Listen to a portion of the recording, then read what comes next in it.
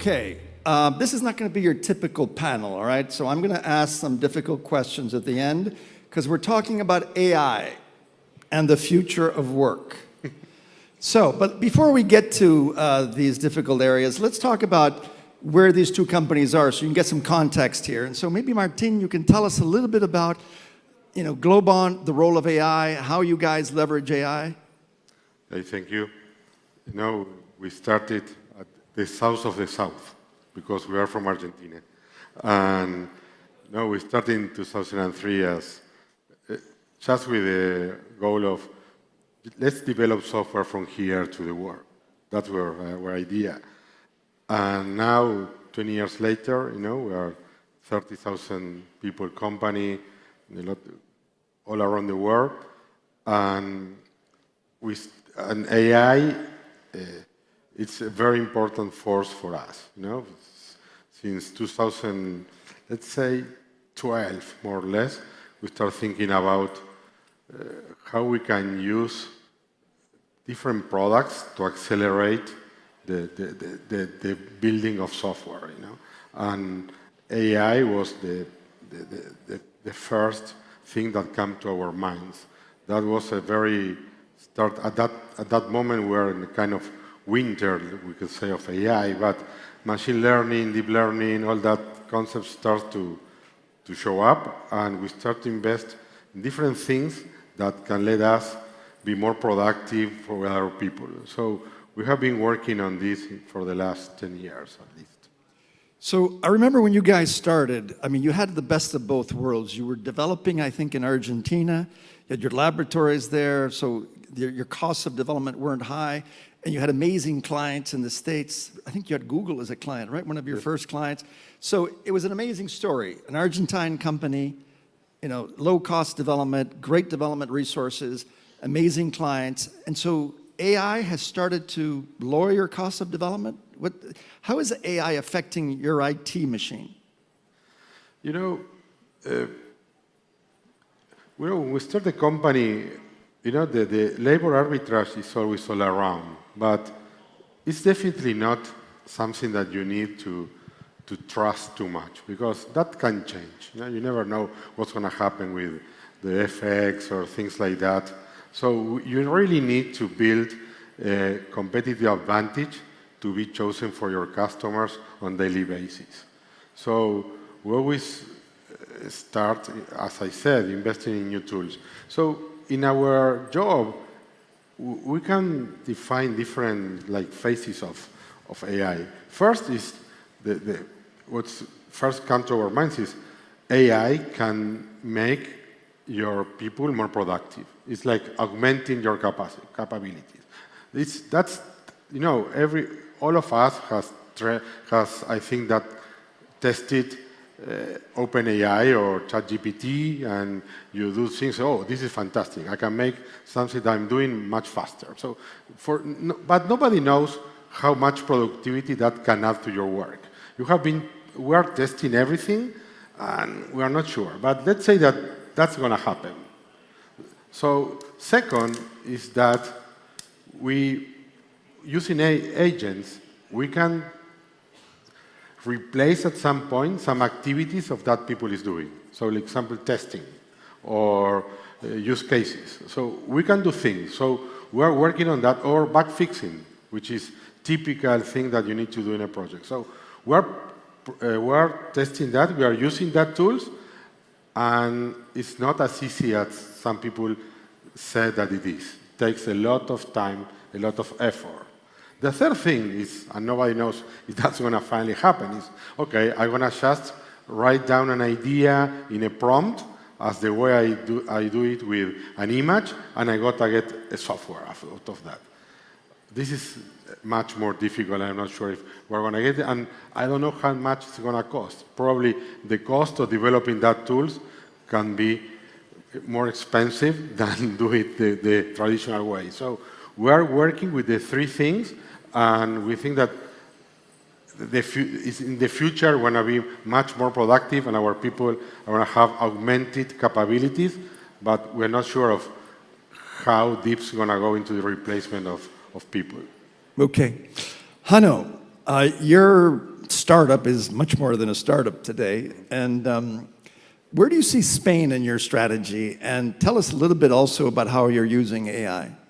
Yeah, happy to. So, first, for context for the audience, we're a HR platform for small and mid-sized companies. So we digitize the entire employee life cycle for companies between 10 and 2,000 employees. Spain is a really important market for us. In fact, we started in Germany. We're today 2,000 people around the world, but Madrid was our second office, and we have around 250 people and hundreds of clients here in Spain. And when it comes to our use of AI, I think there's two ways to look at it. The one is, what do we do internally as a company, inside the company, and what is the things we're doing inside our product for our customers. Starting with the first, inside the company, obviously there's a lot of processes and activities that employees do that we can enhance with AI. So think about content marketing. How can we deliver faster, more diverse content for our customers, based obviously on the research we internally do based on our data. Same when we think about customer service. Is there ways we can't outsource, like our product and the service we're offering is way too complex to just say AI answer all of that, but we can enhance the work of our customer support agents by helping them with that data and with an AI agent. And lastly, also there's obviously a lot of like sort of just internal processes that we optimize with AI. So that's on the internal side of how we do business and how our teams operate internally. The other area is in our product, and we've started also similar than Martin years ago already, before GenAI became a big thing, that were parts of our product, sort of like, for example, Personio Conversations, where we can automate and have machine learning train questions that people have towards HR teams, and then automate those answers and ensure that HR doesn't have to answer all the repetitive answers. But that was obviously still a very limited way of AI, and now with GenAI, I think there's many more applications inside the software. Think about not just actual functionalities, but an entire user layer of allowing HR people to interact with the product with natural language. Instead of having to click together a report of your people, just ask AI, oh, what is my attrition rate in that department? Or how is this department's absence rate in the last 3 months trending? And if you can interact in that way, and if you can allow your users to use natural language, then you make it much more accessible for them to get value out of it, and you need to much less train them on how maybe to set up a complex workflow or something inside your product. And I think those are the two areas how we think about AI, both internally, optimizing our internal workflows, and in our product, make it more effective for our customers to use. Okay, so now you know a little bit about these two guys and their companies. But now let's talk about the future of work.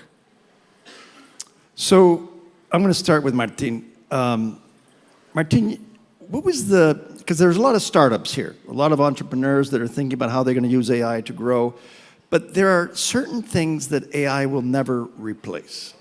And when I look at Globant, I see a group of really, really brilliant Argentinians that got together to create something really disruptive. And I mean, you have to admit that the key people in your company are people that have known each other for a long time, have worked together for a long time. What is the secret sauce to for a startup to grow? And you know, investors always say it's team that they invest in. If you look at your experience, what is the secret sauce in terms of how you guys have done your work together in order to build this powerhouse? And where could have AI played a role in that, if any? For sure, team is the most important thing, but teams that share a passion. You know, you should have a passion, something that you want to change. And I don't recommend that passion was money. Money is not a great thing to motivate people. You know, you need another type of motivation. So having a motivation, trying not to enter into the wrong market is difficult. It's very difficult to change your market. And, you know, AI is another tool. You know, on Saturday it's going to be, you know, Duki will be in the Bernabeu, and he said, AI to copy my songs, not with 400 clones, they can get my DNA. So I think that at some point there is something that AI can replace and you need to bring it. Okay, good. So, Hanno, what do you think? Well, I mean, I don't know much about how your company started, the team element, but do you think AI could have played a role in your growth? You know, because you've been around for what, 8 years now? So you've just recently seen the revolution, like the ChatGPT revolution. What are your thoughts around this? So I do think for startups that are started today, they will start and operate in a very different way than, or they should operate in a very different way than we did 8 or 10 years ago. Obviously, once you get to scale, there's a bunch of stuff you need to do as a company, and that makes you 30,000 people or 2,000 people in our case. But I think if you're a small team, there's a lot of things that that you don't want to do and that you want to automate away. And obviously, one part of this, why we build such a software, is to automate things in the HR admin part away. But I think with Gen AI, there's a lot of other tasks that can enhance small teams. So think about if you're a company of just 3 or 4 people, and you, for example, can't afford yet a content marketing team, but maybe now with the use of AI, you can be doing that with one of your people 2 hours a week, and all of a sudden you have a blog, which for us took a long time to build up. And I think there's a lot of these use cases where small teams can be enhanced through smart use of generative AI, and I think I would really challenge young entrepreneurs that start companies now, not to ask me because I wasn't around for their times, so we have had to do things differently, but to really challenge what are the use cases, what are the things you need to get done to get value to your customers, to acquire more customers, and how can you automate them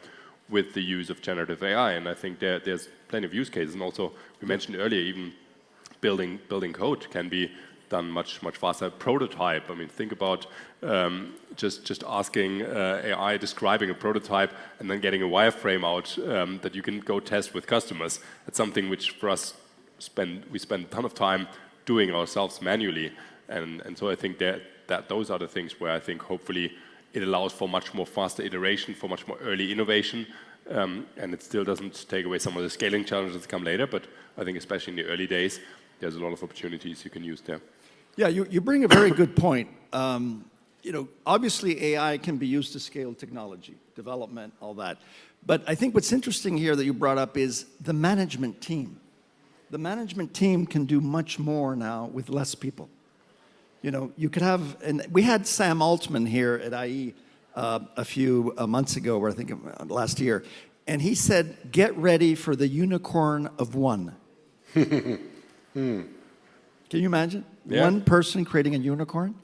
So I think it's a very interesting point for startups. You can scale now using AI in a much bigger way, not just with the technology, but with all the HR functions, the management functions. You know, I have a student of mine that she wanted to know, what should I learn for the next 6 months? And I said, prompt engineering. Think about that. If you can learn to write prompts for AI, I mean, it's priceless because that's the challenge today. Martin, you want to add to that? No, I think that technology is evolving so fast that now you have agents that can write that prompts for you and also improve it. So it's amazing what's happening. But, you know, every time that you're in front of a disruptive technology, this is what happens. And we're all full of fear. Then reality is more difficult. It takes time to make these things really work, to really replace a senior guy. It's very difficult. So don't think that that's going to change overnight. However, what is amazing is that we have a technology that is quite democratic because most of us can use it, you know, just paying a small fee per month. And this is amazing, and we need to use whatever we have close to us, whatever is available to develop our endeavors. Okay, so I'm going to wrap up with a simple question to each of you. In the future of work, here you are, you're growing companies, some of you growing more than others. When you interview someone for a job at your company, What's like the first two questions that are important to you? You want to start, Hanno? I'm happy to start. There's actually two very simple ones. Is one, I let people describe their ideal role on a piece of paper, independent of Personio, independent of the role they're applying. And then the second follow-up question to that is, so now describe me the role at Personio. And it's really interesting how many people describe something that has different components and on, and then afterwards they describe the role, and those two don't match.